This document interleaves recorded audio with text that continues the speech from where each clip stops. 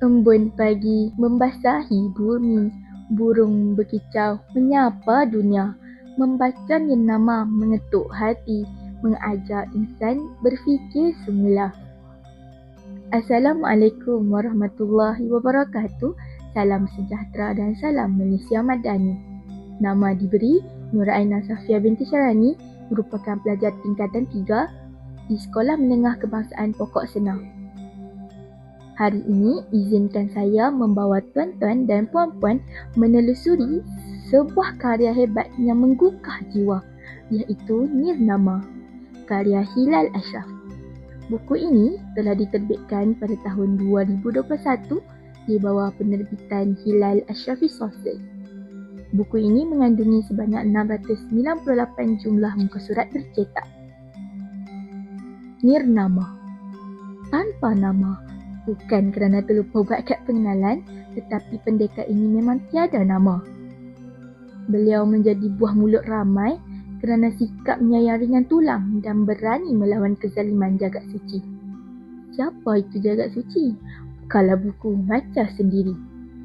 Syair perjuangan tanpa nama, hidup dicabar tiada terleka, lawan zalim dengan jiwa mulia, demi rakyat bukan mahkota. Saya sendiri sangat gemar akan buku-buku yang seperti ini. Sungguh tradisional dan klasik. Oh ya, buku ini juga telah menyelipkan beberapa kisah legenda seperti Puteri Gunung Ledang, Puteri Santubong, Raja Bersiung dan Mak Jenin.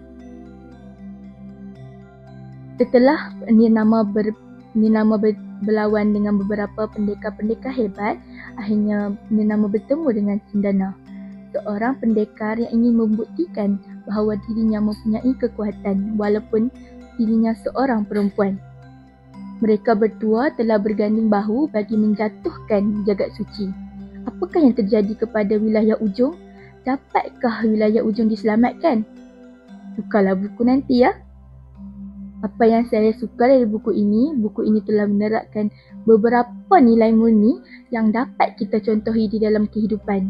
Pengajaran yang saya dapat ialah kita mestilah berusaha, bertawakal dan berdoa kepada Tuhan agar kita dapat mencapai kejayaan. Sekian sahaja dari saya. Terima kasih. Jangan lupa membaca.